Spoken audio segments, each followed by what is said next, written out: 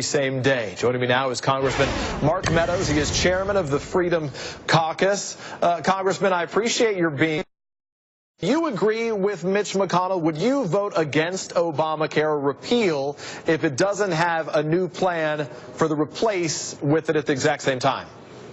Well, I don't know that you need to have them, Peter, in the same bill, but I do think that they need to go on parallel tracks. I think it's incumbent upon us to not only look at a repeal vote, but a replacement vote either the same day or shortly after that. I think it's important for the American people to understand that they will not be without health care coverage, that certainly what we put in place will actually act as a safety net for millions of Americans who need that. And so having that on a parallel track is critical. So, Congressman, give me a sense in real terms right now, because some people talk in months and years. When you say a time frame, how close of a time frame does this need to be for you to be satisfied and to give your vote? Well, I think a repeal and replacement, both of those pieces of legislation must be enacted in the 115th Congress when you look at that. But the votes in terms of specifically, yes. So specifically answering your question is, I would like to see a vote, if not the same day, certainly on a time frame where people can look and say, okay, 30 days out or 40 days out or 60 days out, we can have certainly a replacement vote where we know what we're talking about before that repeal takes place. I think it's incumbent upon us to make sure that the message is clear and distinct, and so hopefully we're going to work with our leadership here in the House and certainly in the Senate to do that. Congressman, we know there's consensus about the idea of a replacement for Obamacare within the party, but not as much around what that replacement would look like. We know the repeal they want, the replacement's less clear. You've had years as a party to do this. Does one replacement exist right now that you can get behind? And if not, are you open to the idea of a delay? Well, I certainly, there's a couple of bills that have been out there for some time. Dr. Tom Price, Dr. Phil Rowe both have plans that have been very thoughtful and put forth. So whether it's either one of those or a combination or perhaps something that is multiple bills to look at how we make sure that pre-existing conditions are taken care of, how do we make sure that... I was going to say, Congressman, y'all have had 6 years, though, since this has been put in place, where they've been talking about a replacement for this, and now Republicans finally own the place, and yet there is no bill to pull forward. So as best I can understand from you, this could be a while before you think they should repeal, where you have the confidence they'll be able to replace at the same time. Well, Peter, let me push back a little bit. There are replacement bills out there that actually could be put in place. I think it's important for us to make a decision and define what that's going to be. And so that's part of what we've been pushing as conservative members is let's go ahead and make a decision so that we can have the debate, hopefully come to a bipartisan conclusion on what that replacement might be. And so I agree with you. We've had 6 years to look at it in terms of a replacement.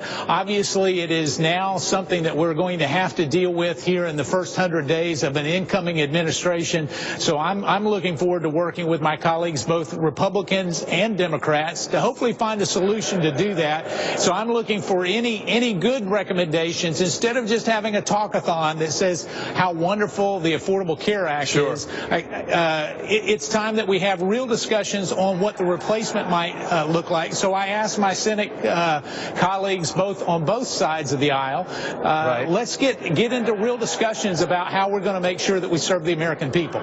Congressman, let me ask you about another topic, Medicare and Social Security, frankly. Here's what Reince Priebus said on that issue this weekend. I don't think President-elect Trump wants to meddle with Medicare or Social Security. He made a promise in the campaign that was something that he didn't want to do.